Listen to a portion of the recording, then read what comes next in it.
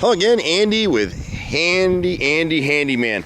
Welcome back to another one of our run-throughs of our projects. This one is out in the Woodstock area, and we're to a stage here where the boys have come in and our carpenters have come in and done most of their carpentry work. This homeowner had a lot of trouble finding a contractor that could do these repairs, and she had stuff all over the house. She had this front mansard roof right here, and you may have seen the earlier video of this property, but this whole section through here was rotted all the way through.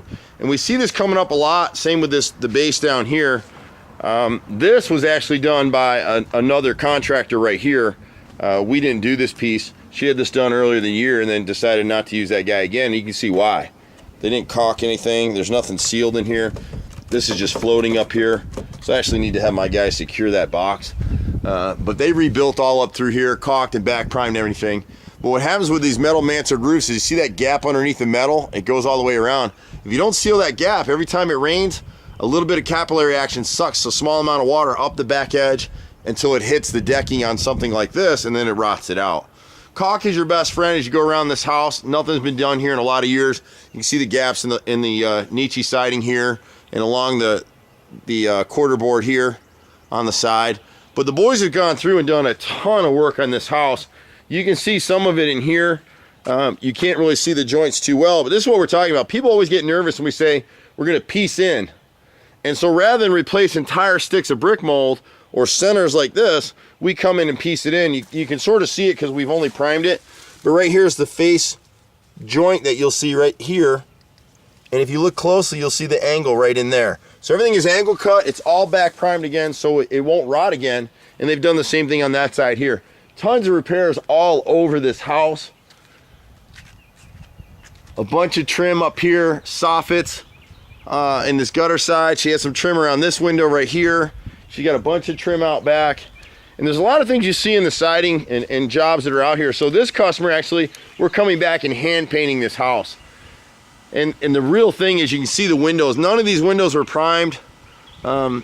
So we'll come back, we'll prime coat, we'll put 2 coats on the trim and 1 coat on the siding. It's more expensive than what you're gonna get from Tiki Taco. It's gonna come out here and spray it. It's just these cheap guys get out here and, you know, we've seen guys quote a house like this at $1,500, $2,000. It can't be done. You won't get a good job for that. So if you're selling your house, then okay, go ahead and do it. So we've come back through here, and the boys the other day came through, and you can see where up and through here, the builder hadn't framed this stuff properly, so we actually had to come in and reframe these soffits and fascias, replace all this on the right side as well. We had a little more rot on this bump out up here. The camera's not going to catch it.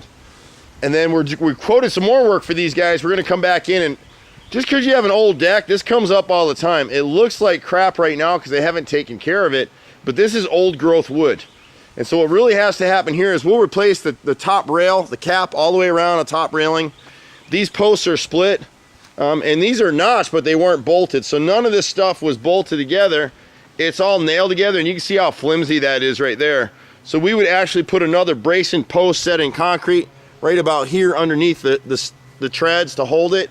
And we put another one back here at the base where the top of the steps join the deck. This stuff is just nailed together, so it's not really that secure. It's like putting a splinter in your finger. It's going to work its way out, and that's why this deck is so loose today. Even when this deck was built, the code called for a post every 6 feet, so we'll run a post midway up this staircase, and they'll be bolted. These 2 at the bottom are so badly split that we'll actually replace these, and you can see where they're notched here and nailed. We'll notch the new ones, better notch than what they did, and then we'll bolt it through. Screws and bolts are your best friend, so every one of these balusters will be screwed down. And then you've got a few treads in here like this one. They crack over time. If you'll just keep your deck stained every couple of years, you can do 1 section of it every 6 months if that, you know, works out for your schedule. You can do it yourself. You don't really need me to do it. But if you don't, all these treads are going to crack. You can see right here. These guys, this one was actually hand nailed, believe it or not, which is hard to believe. But you can see see how the step is cracking right there under my weight. So the ones that we put in, we'll replace about 7 of them on here and then screw them down. My guys drill pilot holes first. And this is nice 5/4 lumber, and so it'll pressure wash and clean up. One of the things we wanted to show you up here is, here's the pressure treated flashing plate that we do.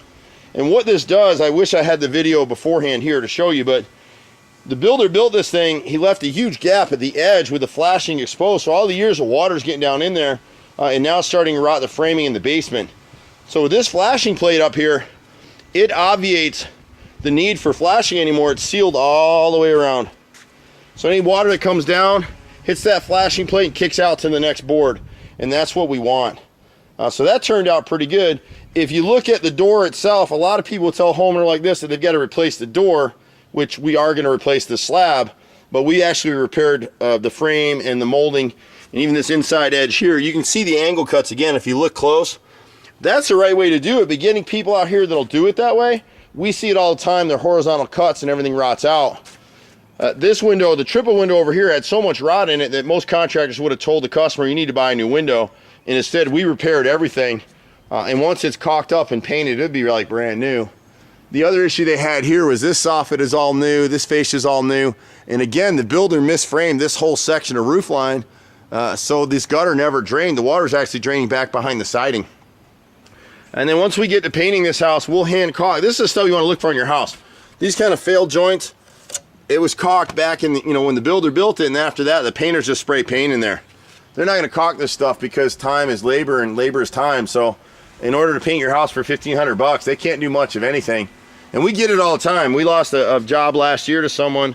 We bid $6,000 paint their house. They got a bid of $2,000. They went with that guy, and now she just called me again and said, you know what, Andy, can you still redo the house for us for $6,000? It looks awful a year later.